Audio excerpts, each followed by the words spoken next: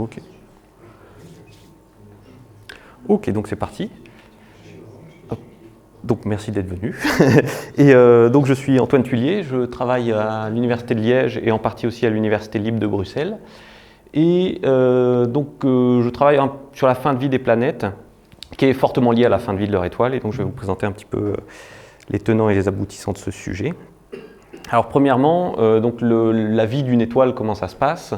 Donc après la séquence principale, qui est la phase où est le Soleil actuellement, donc qui est la phase stable de la vie d'une étoile, à peu près ici. Alors ça, c'est ce qu'on appelle un diagramme HR, c'est-à-dire la luminosité d'une étoile par rapport à sa température. C'est un petit peu contre-intuitif parce que la température chauffe dans cette direction et la luminosité augmente comme ça en logarithme. Donc, ce qui veut dire que là, ici, c'est la phase stable d'une étoile. Et ensuite, quand elle aura épuisé le carburant qui lui permet de rester dans cette phase stable, elle va augmenter énormément en luminosité tout en refroidissant un petit peu. Donc, elle va devenir une géante rouge. Ou pendant cette phase, donc, elle va toujours brûler le même carburant, mais à un autre endroit dans l'étoile.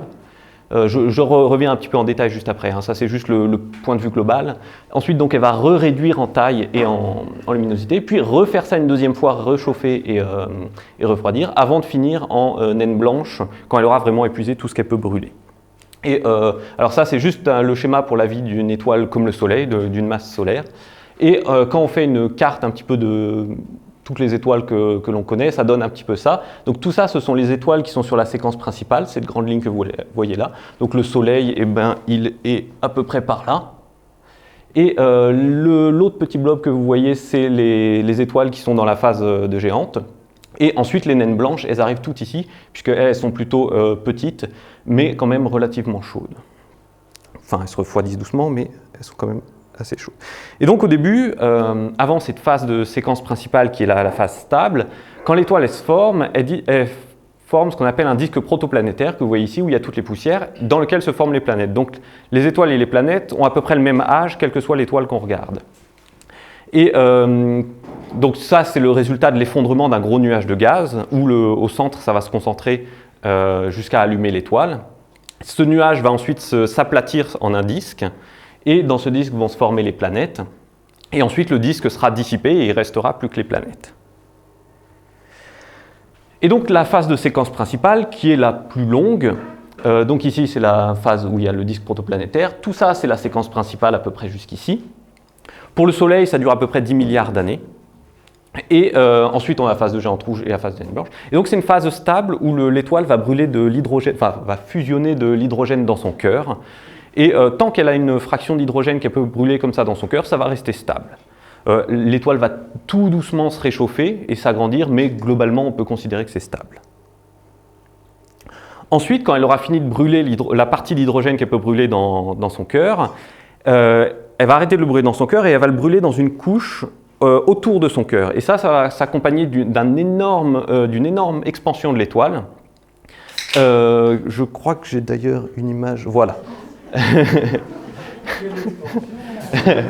Ça, c'est la taille du Soleil actuellement.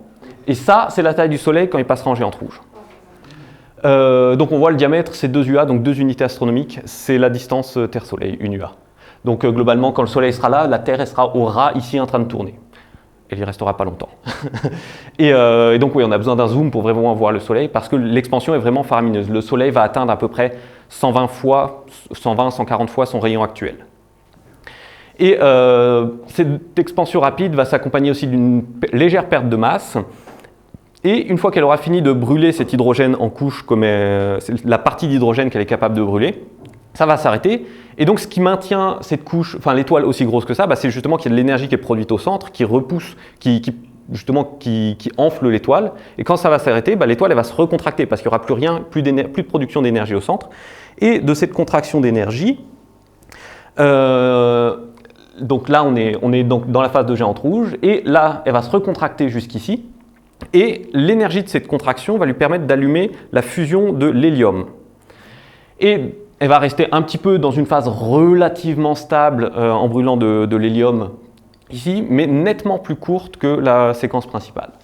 Et ensuite, une fois qu'elle aura encore brûlé cet hélium dans son cœur, encore une fois, ça va s'arrêter dans le cœur et ça va recommencer à brûler de l'hélium dans une couche et elle va partir dans la deuxième phase de géante qu'on appelle phase de la asymptotic giant branch, donc phase de géante asymptotique, où là, encore une fois, le rayon de l'étoile va complètement exploser. Et quand elle arrivera là-haut, une étoile du type du Soleil, de la masse du Soleil, ne pourra plus rien brûler après ça. Et donc les fusions vont tout simplement s'arrêter au milieu, elle va éjecter ses couches externes et elle va partir en naine blanche. Et c'est là où on forme la nébuleuse planétaire, parce que les couches externes de l'étoile vont être éjectées, et donc il va rester les gaz qui seront illuminés par la petite naine blanche au centre. Et quand elle arrive à la naine blanche, il ne se passe juste plus rien, c'est juste le cœur de l'étoile qui reste là, et qui refroidit très lentement, puisqu'elle refroidit juste par radiation. Et c'est assez inefficace pour refroidir, et donc elle va juste se refroidir doucement, à tel point que donc des naines blanches, on en connaît plein. Et le stade hypothétique après la naine blanche, c'est une naine blanche qui a tellement refroidi que elle est juste froide et elle ne brille plus, ce qu'on appellerait une naine noire. Sauf que l'univers est trop jeune pour qu'on ait des naines noires actuellement, donc pour l'instant ça reste hypothétique, même si la théorie nous dit que tout se dirige par là, donc ça devrait y arriver à un moment. Et donc si on reprend juste le rayon d'une étoile comme le Soleil, tout au long de sa vie, donc en bas c'est en milliards d'années, donc ici c'est quand elle est dans le disque protoplanétaire, donc on voit qu'elle se contracte encore un peu, on voit bien toute la séquence principale ici, qui dure un bon paquet de temps. Non, celle-ci c'est une 1,5 masse solaire je crois, donc un petit peu plus massive que le Soleil. Et ici phase de géante rouge, donc première expansion du rayon. Alors j'ai mis plusieurs unités, ici vous avez en unité astronomique, donc la Terre orbite à peu près à cette distance-là, à partir du zéro, et en rayon solaire. Donc on voit qu'ici, pendant la phase de géante rouge, elle atteint à peu près 150 rayons solaires pour celle-ci. Ensuite, ça, c'est là où elle brûle l'hélium dans son cœur. Et phase de géante asymptotique, là, elle atteint 350 à peu près, 350 rayons. Et à ce moment-là, c'est fini pour l'étoile, elle devient une naine blanche. Et donc on voit bien que la séquence principale, c'est vraiment la phase la plus longue où on a de la stabilité. Et donc, nous, ça nous intéresse bien parce qu'on est au milieu de ça. Et c'est grâce à ça qu'on est là. Mais tout ça, c'est une histoire de masse, puisque une petite étoile va brûler son carburant plus lentement. Même si elle a moins de carburant, elle va tellement le brûler plus lentement qu'elle va vivre beaucoup plus. Par exemple, si on prend une étoile de 0,08 masse solaire, ce qui est à peu près la limite entre planète massive et étoile peu massive, elle va mettre 1500 milliards d'années à brûler son carburant, c'est-à-dire à peu près 100 fois l'âge actuel de l'univers. Donc celles-ci, elles sont là pour un paquet de temps. Le Soleil, à peu près 10 milliards d'années, on en est à 5, donc on a encore de beaux jours devant nous. Et une étoile de 40 masses solaires, et là, il ne faut que 6 millions d'années. Ce qui veut dire que là, souvent pour les autres étoiles et les planètes, ce qui nous intéresse, c'est de la vie. Si on cherche autour d'étoiles massives, il y a quand même assez peu de chances que ça se développe, parce que juste le temps que l'étoile explose, c'est fini, quoi. Et donc les planètes, qu'est-ce qui se passe pour elles pendant toutes ces phases-là? Et pendant la séquence principale, on a vu que l'étoile est assez stable, donc l'étoile en elle-même ne va pas influencer beaucoup l'orbite de la planète.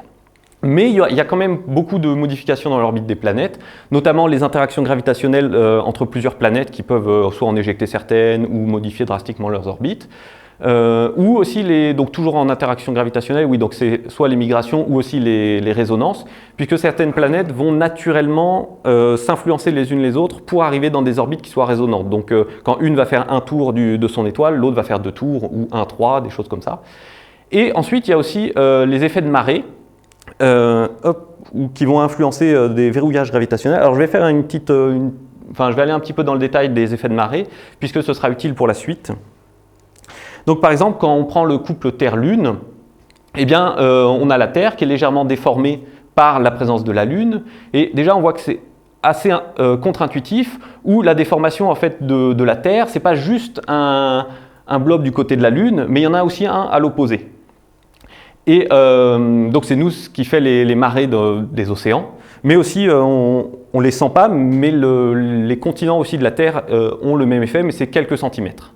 Mais nous on ne les sent pas quand on est dessus. Hop.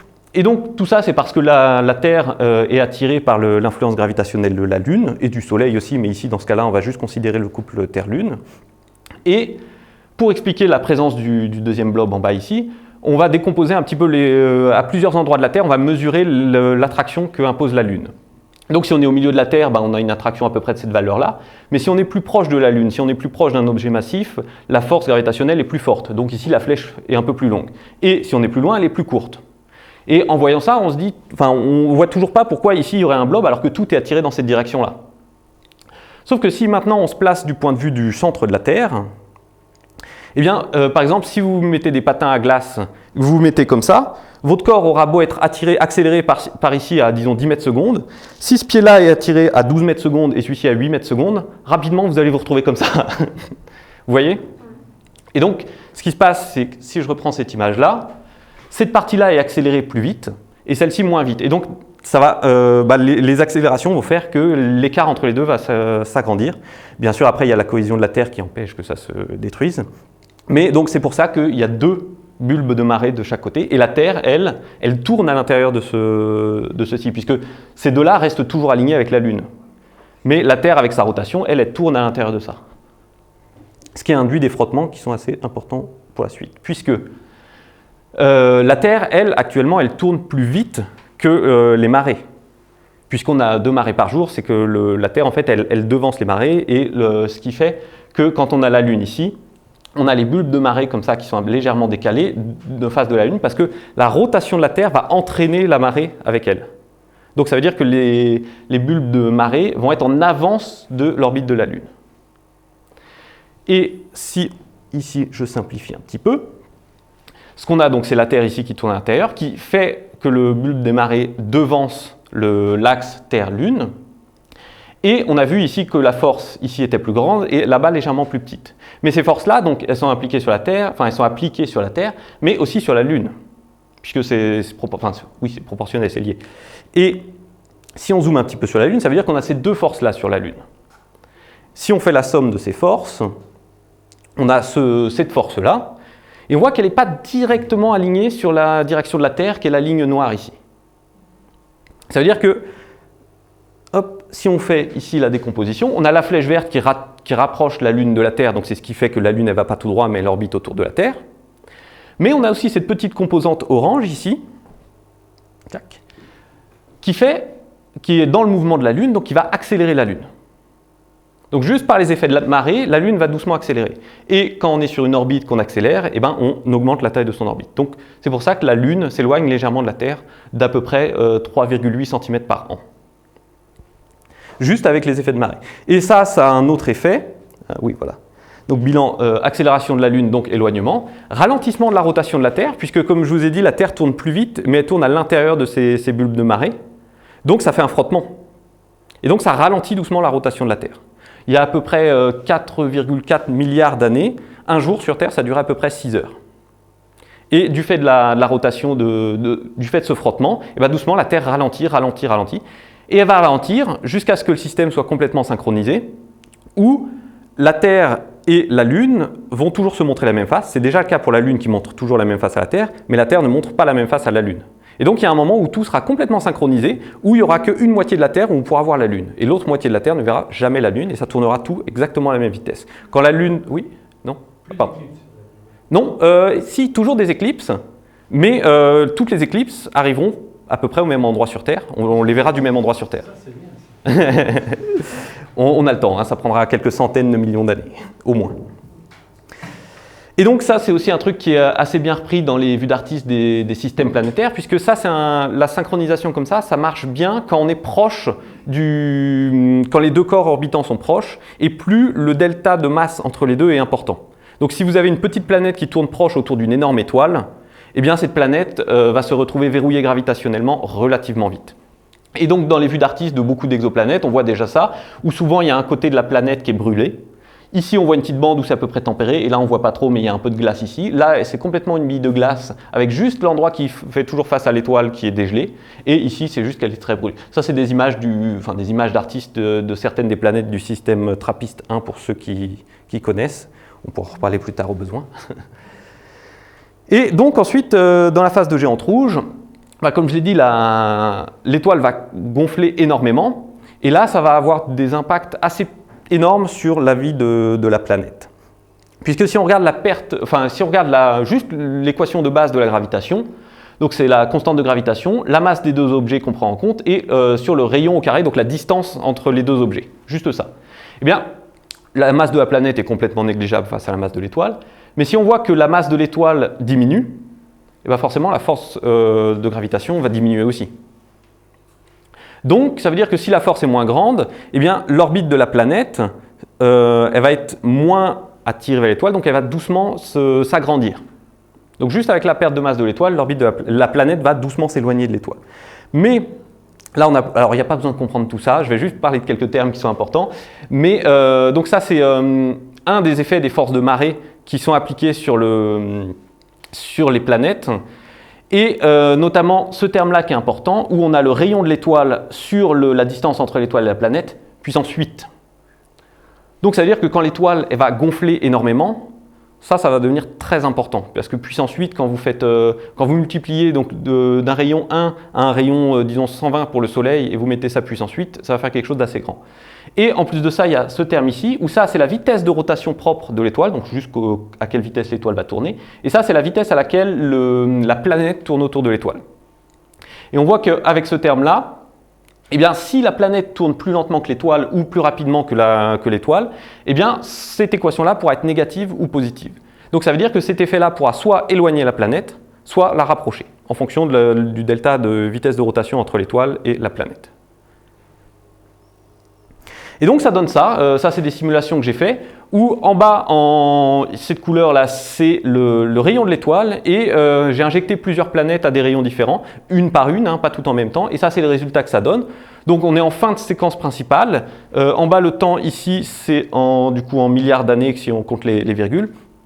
Et donc on voit que c'est à peu près stable, et quand l'étoile commence à gonfler, toutes les planètes qui sont trop proches, les effets de marée l'emportent et vont tomber dans l'étoile. Et à l'inverse, celles qui sont à bonne distance, eh bien, elles sont juste un petit peu éloignées sur leur orbite. Donc ici on est en rayon solaire et voilà, là-bas on est en unité astronomique. Donc ici on voit que la limite elle est à peu près à 1,8, 1,9 fois la distance Terre-Soleil, où ces planètes-là vont survivre et celles-ci vont tomber dans l'étoile. Et ici on voit quelque chose d'assez intéressant. Pour certaines planètes, elles vont commencer un petit peu par s'éloigner et puis elles vont commencer à tomber rapidement, sauf que celles-ci ont eu de la chance parce que l'étoile a fini par se recontracter, elle a fini la phase de géante avant de se faire manger, voilà, tout à fait. Donc elles ont eu beaucoup de chance. Mais on voit aussi la première rouge ici, elle a commencé par s'éloigner un petit peu ici, on voit que la courbe remonte tout doucement, très légèrement, et avant de s'effondrer complètement. Donc ça veut dire que toutes les planètes qui seront relativement proches de l'étoile vont se faire manger par l'étoile, et celles qui sont relativement éloignées vont soit quasiment pas évoluer au niveau de l'orbite, un petit peu, mais finalement ça va revenir à peu près au même, soit elles vont se faire légèrement repousser. Et donc oui, voilà, c'est ici où je détaillais un petit peu donc, les différentes composantes, où on voit qu'il y a quelque chose qui va éloigner les planètes et ensuite qui va largement les ramener, puisque, comme je vous disais, le rayon de l'étoile puissance 8, ici quand l'étoile va devenir grande, c'est vraiment cette force-là qui va prendre le dessus et ramener toutes les planètes vers elle. Et donc nous, qu'est-ce qui va se passer? Donc ici, on a toujours le rayon de l'étoile ici. Cette étoile, c'est le Soleil, ici, c'est dans cette simulation. Et ça, c'est Mercure, Vénus, la Terre et Mars. Donc on voit que Mercure, elle n'aura même pas le temps de comprendre ce qui se passe, qu'elle va rentrer dans le Soleil. Vénus, elle va être très légèrement repoussée ici, à peine, vraiment à peine, et elle va, par les effets de marée, tomber dedans. La Terre, c'est dommage parce que son orbite passait au-dessus du rayon maximal du Soleil, sauf qu'avec les effets de marée, elle va quand même tomber dedans vers la fin de la phase de géante rouge. Et Mars, elle a de la chance parce qu'elle est assez loin pour juste avoir les effets qui vont la repousser. Et donc, elle va commencer à peu près 1,5 unités astronomiques et finir au-delà de 2. Et même si on prolonge un petit peu Mars, eh bien, donc on a la phase de géante rouge qui est là-bas. Ici, c'est après la géante rouge et ça, c'est la géante asymptotique. Et là, il va se repasser la même chose pour Mars, donc elle va finir encore plus loin. Donc Mars, elle n'aura pas trop de problèmes avec ça. Alors, il y a toujours des incertitudes. Là, pour l'instant, c'est des simulations en prenant certaines conditions, voilà. Mais le rayon du Soleil peut varier un petit peu. Voilà, on n'est pas absolument certain de tous les paramètres, bien sûr. Et donc, pour les planètes qui ne seraient pas mangées par leur étoile, qu'est-ce qui va se passer? Soit c'est partie remise et elles peuvent toujours se faire manger à la phase de géante asymptotique. Dans ce cas, qu'est-ce qui resterait après? Finalement, l'étoile elle va finir par s'éteindre. Et la planète, elle va juste rester là pour l'éternité, jusqu'à ce qu'il lui arrive quelque chose d'autre, comme une autre étoile qui va passer proche, qui va déstabiliser le système ou quelque chose comme ça. Mais voilà, la planète, elle n'y va rien se passer de plus, elle va juste rester là. Et ensuite, pour les planètes qui, elles, sont englobées, globalement, la grande majorité sera juste détruite, puisque on verra que les conditions ne sont pas très hospitalières. Mais la question, c'est est-ce que toutes le sont? Et si elles sont détruites, quels sont les procédés, comment elles sont détruites? Et donc voilà, la majorité va juste pas survivre. Pour l'instant, tous les modèles montrent et toutes les observations montrent que voilà, la planète qui va se faire manger par l'étoile va se faire manger.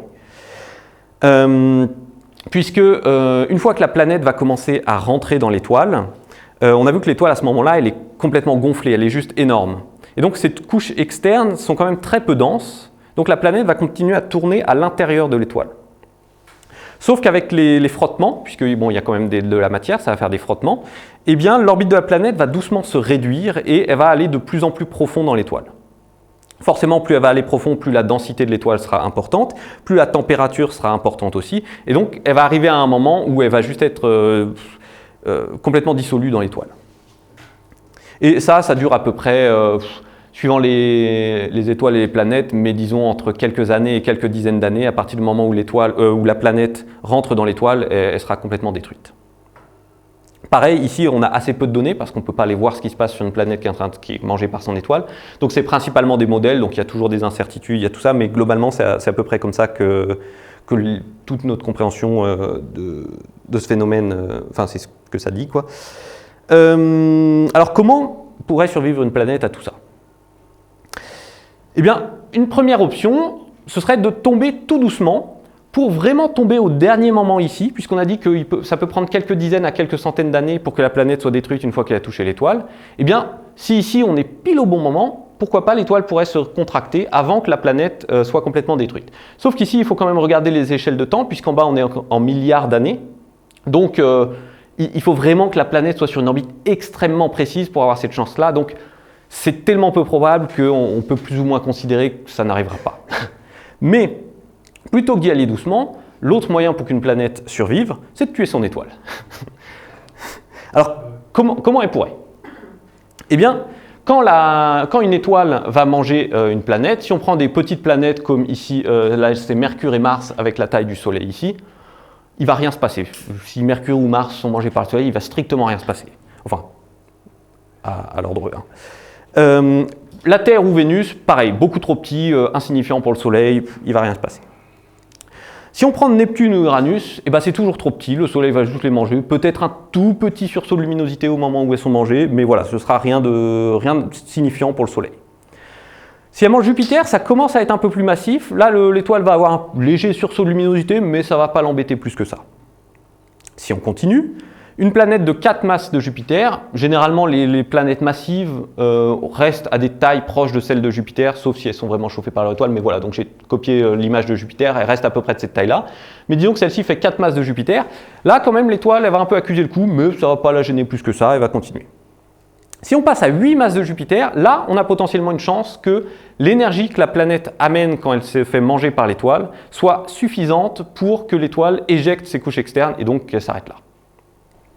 Mais alors, qu'est-ce qui se passe derrière? Donc, dans une étoile de la séquence principale, globalement, l'étoile est, pour une étoile de type solaire, hein, est radiative, c'est-à-dire que son enveloppe est assez fine. Mais pour une étoile de type géante rouge, eh bien, le cœur il est tout petit comparé à la taille de l'étoile, et tout le reste, c'est une énorme enveloppe. Et donc, cette enveloppe-là, si on calcule l'énergie qui retient l'enveloppe à l'étoile, donc c'est l'énergie finalement qu'il faudrait amener pour que l'enveloppe se sépare de l'étoile. C'est cette équation-là où donc c'est juste finalement on fait l'intégrale sur l'ensemble de l'enveloppe, de la masse de l'enveloppe, et on enlève ce qui est U, c'est l'énergie contenue dans le gaz de l'enveloppe qui aurait tendance à la dissiper elle-même. Et donc ça c'est ce que j'ai tracé ici. Ici on a toujours le rayon, ça c'est une 1,5 masse solaire je crois. Et donc l'énergie de liaison, plus c'est négatif, plus l'enveloppe va être liée à l'étoile. Donc ça veut dire que si on veut éjecter l'enveloppe, il faut que la courbe bleue soit la plus haute possible. Donc avant la séquence principale, c'est assez bas, donc l'enveloppe qui est très fine, l'étoile est en train de se former, donc ça va. Pendant la séquence principale, c'est assez haut, mais quand elle arrive un petit peu avant la phase de géante rouge qui est ici, l'énergie de liaison devient absolument énorme. Donc toute planète qui serait englobée à ce moment-là, elle n'a aucune chance d'éjecter l'enveloppe. Par contre, on voit qu'à la fin de la phase de géante rouge, là, elle remonte jusqu'à être quasiment à zéro. Et c'est à ce moment-là où une planète aura peut-être sa chance. Et ensuite, après, à la phase de géante asymptotique, là, cette énergie-là passe au-dessus de zéro, c'est-à-dire que l'énergie que l'enveloppe a est plus grande que ce qu'elle a besoin pour se maintenir à l'étoile, donc c'est là que l'enveloppe est éjectée. Et l'énergie que la planète, elle, va amener, eh bien finalement ça va être principalement l'énergie gravitationnelle de la planète, donc l'énergie que donc la planète elle tourne et elle est éloignée de l'étoile initialement. Et donc toute cette énergie où la planète elle va se rapprocher, elle va le transférer à l'enveloppe de l'étoile. Et donc ça c'est encore l'équation de la gravitation où on met la constante gravitationnelle, la masse de l'étoile, mais ça c'est la masse de l'étoile contenue à partir du cœur de l'étoile jusqu'à l'endroit où est la planète, pas au-delà. Et petit m, c'est la masse de planète, et 2 r destruction, c'est donc 2 fois la distance entre le cœur de l'étoile et l'endroit où va être détruite la planète. Et pour le rayon de destruction, on peut supposer que c'est, enfin, dans une approximation, on peut dire que c'est le rayon de Roche, c'est-à-dire l'endroit où la cohésion gravitationnelle de la planète sera moins forte que les effets de marée provoqués par l'étoile. C'est notamment pour ceux qui ont vu ce qui s'est passé pour la comète Shoemaker-Levy 9 autour de Jupiter. Elle s'est approchée trop près de Jupiter et donc la force de cohésion de la comète était plus faible que les effets de marée de Jupiter et donc la comète s'est trouvée complètement détruite en petits morceaux qui sont tombés sur Jupiter un petit peu après. Et donc ce rayon-là, ça peut se calculer et donc c'est une fonction du rayon de la planète, la masse du cœur de l'étoile et la masse de la planète.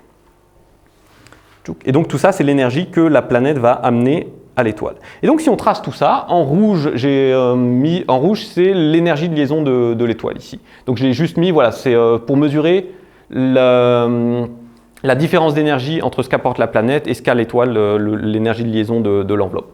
Donc ça veut dire que si ces lignes-là passent au-dessus de la ligne rouge, la planète apporte plus d'énergie que l'enveloppe est liée. Et j'ai fait ça pour plusieurs masses de planètes, entre une masse de Jupiter et 13 masses de Jupiter, qui est 13 masses de Jupiter, c'est typiquement la limite qu'on met entre planètes très massives et étoiles très peu massives. Et ici, c'est toujours le temps. Alors ici, ouais, c'est du 10 puissance 7, hein, on ne le voit pas, mais donc c'est pas juste des années, hein, c'est donc des dizaines de millions d'années. Et le 0, c'est la fin de la phase de géante rouge. Et donc on voit que pour des planètes qui ont au minimum la masse de la bleue ici, qui est vraiment au minimum ici, c'est 7 masses de Jupiter. Celles qui sont plus massives que ça, finalement, si elles sont englobées entre le moment où cette courbe-là croise la rouge et la fin ici de la phase de géante rouge, eh bien, elles vont amener assez d'énergie pour éjecter, enfin, elles vont amener plus d'énergie que n'est liée l'enveloppe de l'étoile.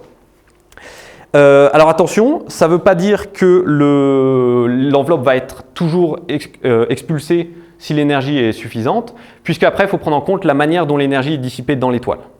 Parce qu'il y a plusieurs phénomènes qui vont pouvoir dissiper de l'énergie sans forcément éjecter l'enveloppe.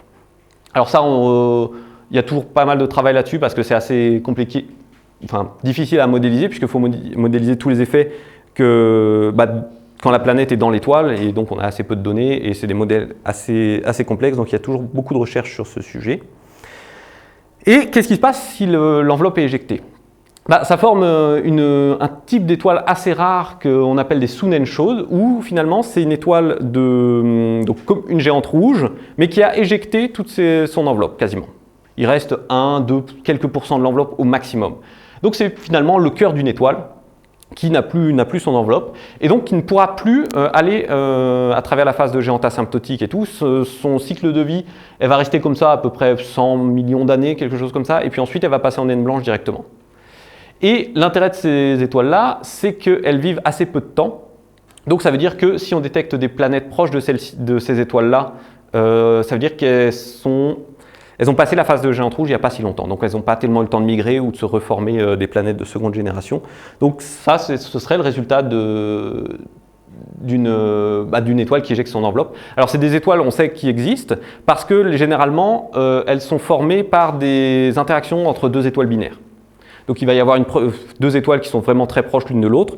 Une première va évoluer, elle va gonfler énormément, et la présence de la deuxième étoile va amener assez d'énergie pour éjecter l'enveloppe, et donc on va avoir ce type d'étoile-là qui va se former. Voilà, donc la formation c'est avec des binaires, ça a une vie assez courte. Elles sont aussi de petite taille, ce qui est assez intéressant parce qu'actuellement avec les technologies qu'on a, nos méthodes de détection nous permettent de détecter des petites planètes quasiment uniquement autour de petites étoiles. C'est beaucoup plus facile de détecter des petites planètes autour de petites étoiles. Et typiquement une planète, même de 8 masses de Jupiter qui serait rentrée dans l'étoile, elle aurait perdu toute son enveloppe externe. Donc il resterait le cœur de la planète, qui serait de quelques tailles terrestres pour une quarantaine, une cinquantaine de masses terrestres. Donc voilà, si on reprend le diagramme que j'ai mis au début, pour ce type d'étoile-là, donc on a la séquence principale normalement, on monte la phase de géante rouge, en haut ici elle éjecte son enveloppe, et au lieu de monter la phase de géante asymptotique, elle va ici dans ce qu'on appelle la branche horizontale, qui sont des toutes petites étoiles très chaudes, puisque ces étoiles-là, elles font entre 40 000 et 80 000 Kelvin, donc on peut arrondir à degrés, à la surface. Donc c'est vraiment des étoiles très très chaudes. Et pas de phase de géante asymptotique, comme j'ai dit. Et donc, comment on pourrait trouver des planètes qui auraient survécu à tout ça? La méthode que j'utilise, c'est les transits, qui est très connue, où donc on attend juste qu'il y ait une planète qui passe devant son étoile et on mesure la variation de luminosité quand ça arrive, comme ici. Donc ça, c'est Coro 1b, une exoplanète qui a été détectée comme ça, où on voit qu'à chaque fois que la planète passe devant son étoile, on a une petite baisse de luminosité. Typiquement, c'est une baisse de luminosité au maximum de quelques pourcents, donc c'est quand même quelque chose de tout petit. Et pour la plupart des planètes, on est plutôt à quelques millièmes, quelque chose comme ça. Là en haut, c'est Mercure qui passe devant le Soleil, pour l'échelle aussi. Et donc là, vous voyez bien que la baisse de luminosité du Soleil quand il y a Mercure devant, c'est quand même très très faible. Et donc les données que j'utilise, c'est principalement les données d'un satellite qui s'appelle TESS, qui a le bon goût de scanner tout le ciel, quasiment en permanence, et de détecter où est-ce qu'il y a des transits. Pas forcément que pour ce type d'étoile, c'est à chaque fois il fait un champ et il regarde toutes les étoiles de ce champ-là. Et la résolution est assez mauvaise parce que les 4 petits télescopes que vous voyez là, ils font 10 cm de diamètre. Donc on n'est quand même pas sur quelque chose qui est exceptionnel au niveau résolution. Mais par contre, voilà, ils scannent le ciel en permanence. Vous pouvez voir là-haut comment ils fonctionnent, puisque les 4 télescopes sont pas sur le même axe. Il y en a un qui regarde le pôle céleste, un comme ça et un comme ça proche de l'équateur. Et ils regardent pendant 27 jours un secteur là-haut qu'on voit en bleu. Et ensuite, il se décale, 27 jours, il se décale, et une fois qu'il aura fait le tour, qu'il arrivera à 13 secteurs, il se retourne, il fait l'autre hémisphère, il fait la même chose. Donc on voit là-haut que comme les caméras elles se superposent, et ben dans toute la partie rouge en haut au niveau du pôle de l'écliptique, on a à peu près un an de données continues. Avec un point de données, suivant les modes d'observation pour les étoiles qu'on a, entre un point de données toutes les 2 minutes, un point de données toutes les 20 secondes, et ensuite des images complètes toutes les 30 minutes, je crois. Et la majeure partie du ciel est dans la zone bleue ici, donc avec 27 jours de données. Et ensuite, donc celui-ci, comme il n'est pas très précis mais qui couvre tout le ciel, c'est un bon outil pour détecter les endroits où on pense que ça vaut le coup d'investiguer un peu plus. Et dans ces cas-là, j'utilise les télescopes trappistes ou Cheops, qui est un satellite de l'ESA, pour justement déterminer un peu mieux si ce qu'on voit est un problème sur l'étoile qui n'est pas du tout lié à une planète ou vraiment une planète. Sauf que là, on a beaucoup de problèmes, puisque comme on ne sait pas si ces planètes existent là pour l'instant, on n'a détecté aucune planète qui serait vraiment le résultat de l'éjection d'une enveloppe, il faut observer énormément d'étoiles, puisque les statistiques nous disent qu'on n'a aucune donnée pour l'instant, donc pour avoir un résultat qui soit statistiquement solide, il faut observer beaucoup d'étoiles.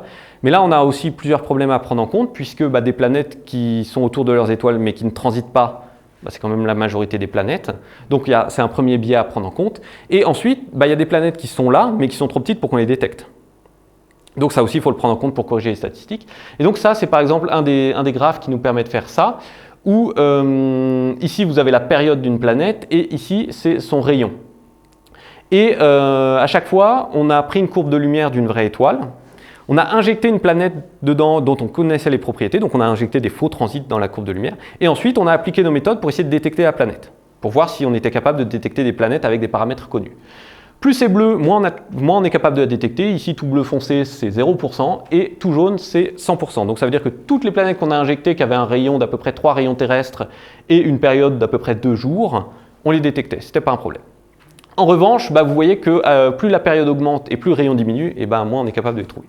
Et encore, ça, c'est quand même des résultats qui sont, pour ces petites étoiles dont je parlais, quand les étoiles sont plus grandes, c'est beaucoup plus difficile. Même des planètes de taille proche de la Terre, c'est extrêmement difficile autour de grosses étoiles. Et ensuite, il y a les problèmes de fréquence, puisque si on veut savoir si beaucoup de planètes restent à cet endroit-là, il faut savoir si avant, il y avait beaucoup de planètes, avant la phase de géante rouge. Puisque si de base, il n'y a aucune planète assez massive au bon endroit dans le système pour ensuite éjecter l'enveloppe, il n'y a aucune chance qu'il y en ait après. Donc ça veut dire qu'on doit prendre en compte les occurrences des planètes, donc combien de planètes en fonction de quel type d'étoile, à quelle orbite, Donc ici, c'est juste un graphe qui vous montre, alors c'est déjà assez vieux, ça date de la mission Kepler, le nombre de planètes en fonction de leur taille, avec donc les planètes de type terrestre, plus petites, et ici plus grandes avec les planètes de type jovienne ou plus grandes. Et ici, ce sont les mini-Neptune et super-Terre, donc plus grandes que la Terre, mais plus petites que Neptune, chose qu'il n'y a pas dans le système solaire. Et on voit que c'est quand même les planètes les plus courantes au niveau des détections qu'on a. Et donc, une fois qu'on a pris tout ça en compte, eh ben, on peut effectivement avoir une idée du nombre de planètes qui pourraient être capables de faire ça. Donc ça, c'était un des résultats qu'on avait trouvé, où en gros, c'est n'ayant pas trouvé de planète après l'analyse d'à peu près 800 étoiles de ce type-là, eh bien, on peut dire que voilà, au maximum, ces planètes-là, il y en a un tel nombre en fonction de leur rayon et de leur période, en fonction de leur période et de leur rayon. Et donc là, c'est juste pour dire, bah voilà, par exemple, si on prend une planète de 3 rayons terrestres avec un jour de période, vous voyez que les périodes sont quand même très courtes. Hein. Avec les transits, on a du mal à détecter des longues périodes. Et donc voilà, il y a à peu près 10% de chance que, il y a au maximum 10% de chance pour qu'une étoile de ce type-là ait une planète. De période 1 et rayon 3 masse solaire. Et donc, oui ça va. Pour faire un petit bilan, si la planète est loin de son étoile, il ne va rien se passer. On a vu, au mieux, elle est légèrement repoussée et ça s'arrête là pour elle. Mais ensuite, si elle est proche, eh bien, elle va probablement, voire assurément, se faire englober par son étoile quand elle va grandir. Et la grande majorité, voire l'extrêmement grande majorité, va être détruite à ce moment-là. Et ensuite, il y a une potentielle survie si la planète arrive à mettre son étoile KO avant d'y passer. Et concernant la Terre, donc on a à peu près 5 milliards d'années avant qu'elle y passe aussi, et donc on va juste essayer de ne pas la cramer avant ça. Et voilà. Merci de votre attention.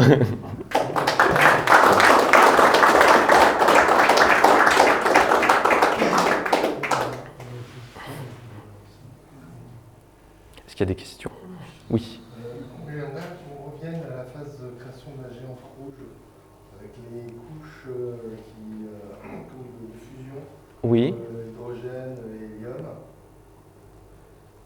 puisque c'est le cœur qui a donc fusionné tout son hydrogène, le cœur de l'étoile, oui. L'hydrogène devient de l'hélium. Oui, et il en reste encore dans le cœur. En fait, il a fusionné toute la partie qu'il peut brûler.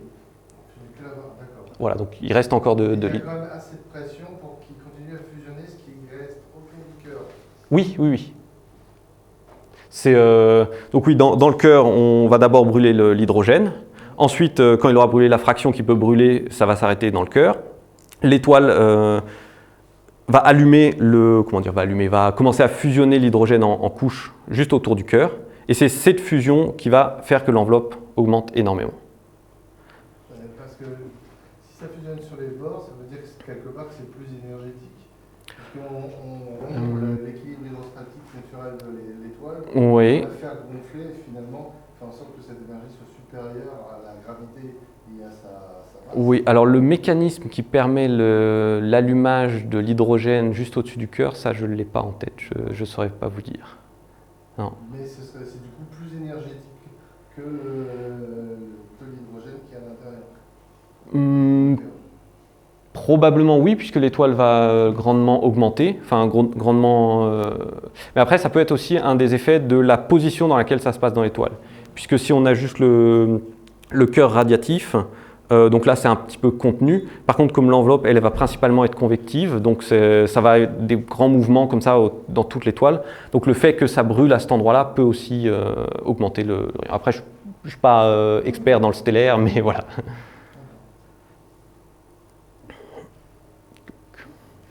Oui. Et qu'est-ce qui se passe pendant les 100 millions d'années entre la naine jaune et la naine blanche?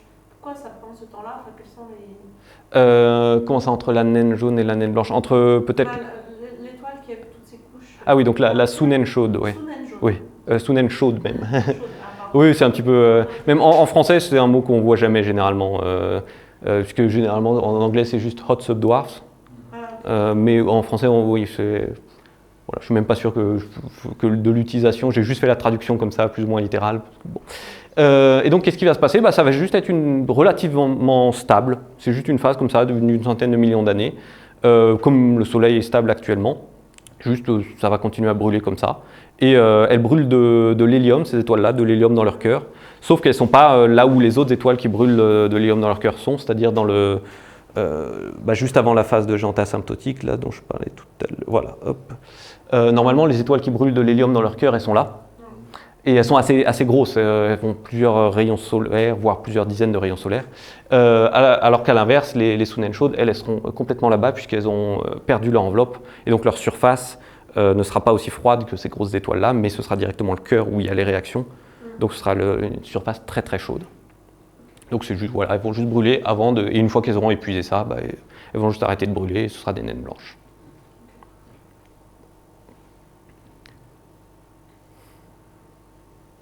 Oui. Dans tout ce qu'on entend là, il y a production finalement d'hélium.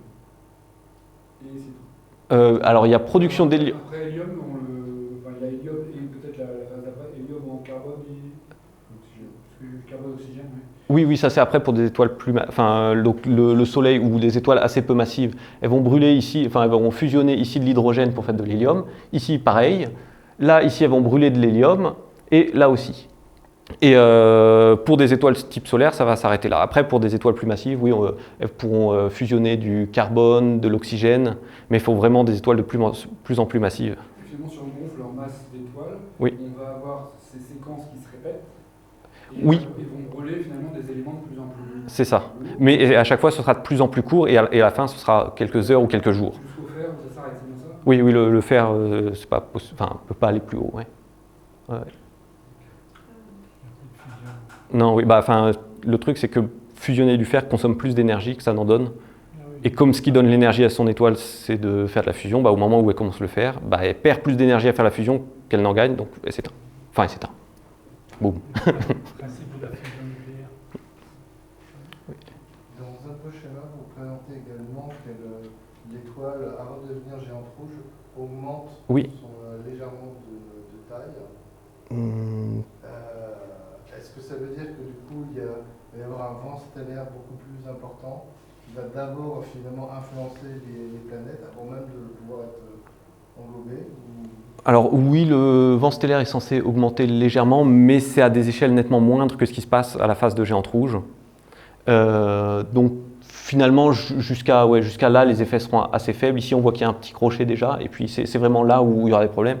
Mais le vent stellaire va induire un tout petit peu de frottement sur les planètes, mais c'est quasiment négligeable. C'est vraiment ce qui va gouverner l'évolution orbitale des planètes, ça va être les effets de marée et la perte de masse de l'étoile. Par contre, du coup, j'imagine que ça peut ventiler bien les atmosphères. Oui, tout à fait, oui. Et avant même de les détruire, on peut se retrouver un peu comme... Oui, puis même pour la Terre, avant même que la Terre soit détruite par le Soleil, englobé, tout ça, le Soleil va doucement continuer à s'échauffer tout au long de la séquence principale, parce que c'est stable, mais il y a quand même une légère augmentation de température et de rayons. Donc la Terre sera brûlée bien avant de tomber dans le Soleil. Parce qu'il suffit de même moins de quelques pourcents de variation de luminosité du Soleil pour que nous, ça se passe mal. Voilà. Qu'est-ce que on est d'ailleurs là-dessus? Comment ça? Nous, on est à peu près à 5 milliards d'années, on est à la moitié de la vie du Soleil. Donc oui, pour nous, on est dans la phase stable pour encore à peu près 5 milliards d'années. Il y aura 5 milliards d'années avant la petite augmentation? Non, c'est quelque chose de continu sur les 5 milliards d'années, mais c'est très très lent sur les 5 milliards d'années. Donc nous, je ne sais pas à quelle échelle de temps, mais probablement d'ici 1 milliard ou 2 milliards d'années, il fera déjà vachement plus chaud. Ouais, mais au bout d'1 milliard d'années, c'est pas tout est cramé, non? Pardon? Au bout d'1 milliard d'années, tout est cramé? Justement, il faut voir, j'ai plus en tête exactement l'échauffement. Au bout d'1 milliard d'années. Ah, peut-être, donc oui, dans ce cas, il faudra penser à enlever un peu de carbone de l'atmosphère.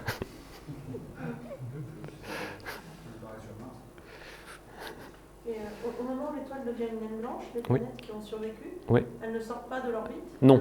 Parce qu'il y a quand même la densité, c'est ça? Oui, alors ce qui se passe, c'est que donc, quand l'étoile devient une naine blanche, elle va quand même éjecter toutes ses couches externes, donc elle va perdre beaucoup de masse.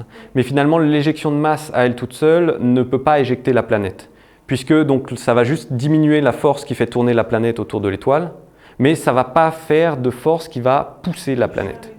Donc c'est juste que l'orbite de la planète va devenir beaucoup plus éloignée et du coup gravitationnellement moins liée à l'étoile. Donc s'il y a une perturbation, ce sera plus facile d'éjecter la planète. Mais en l'absence de perturbation, c'est juste que les orbites vont grandement augmenter en rayon.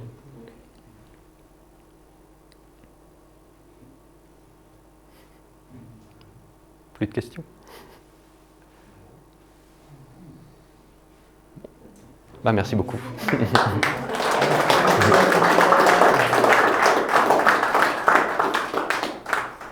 Merci. Que des bonnes nouvelles.